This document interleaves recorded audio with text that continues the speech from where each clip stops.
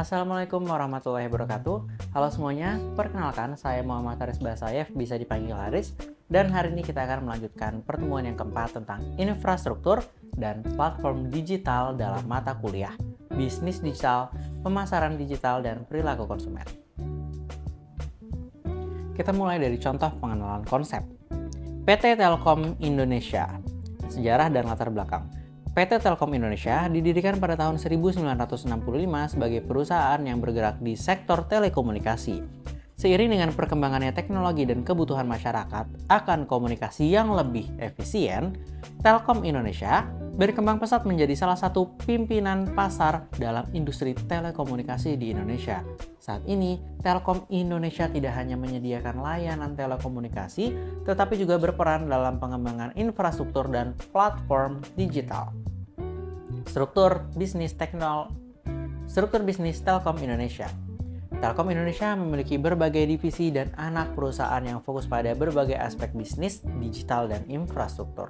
Berikut adalah beberapa divisi utama. Yang pertama ada telekomunikasi dan jaringan, terdiri dari Telkomsel, yang mana fokusnya itu untuk seluler, dan juga IndiHome, yang fokusnya untuk perkabelan Wi-Fi untuk TV dan juga smartphone. Yang kedua, infrastruktur digital. Ada Telkominfo, fokus pada pengembangan dan pengelolaan infrastruktur digital seperti jaringan fiber optik, data center, dan cloud computing. Selanjutnya ada Flexi, menyediakan layanan telekomunikasi berbasis teknologi yang mendukung fleksibilitas kustomisasi untuk bisnis. Selanjutnya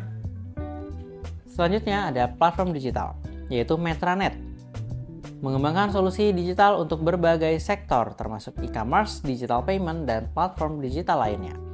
Selanjutnya ada Pvindo, penyedia data dan informasi kredit yang memanfaatkan teknologi digital untuk analisis dan penilaian kredit. Yang keempat ada jasa keuangan dan teknologi. Telkom Sigma menyediakan solusi IT dan layanan konsultasi untuk perusahaan di berbagai sektor industri. T-Cash, layanan keuangan digital yang menawarkan solusi pembayaran mobile dan transaksi keuangan lainnya.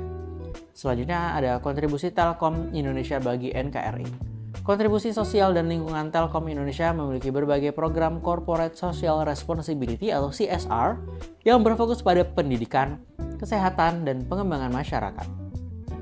Beberapa inisiatif CSR yang dijalankan antara lain yang pertama ada program Kita Cinta Pendidikan dan juga inisiatif lingkungan. Inovasi dan teknologi, Telkom Indonesia terus berinovasi dengan mengadopsi teknologi terbaru untuk meningkatkan layanan dan efisiensi operasional. Ini termasuk 5G dan teknologi IoT dan juga Big Data and AI. Peran Telkom Indonesia dalam ekonomi Indonesia. Telkom Indonesia memiliki peran krusial dalam perekonomian Indonesia melalui beberapa aspek. Yang pertama, penciptaan lapangan kerja. Yang kedua, pengembangan infrastruktur. Dan yang ketiga, pajak dan pendapatan negara.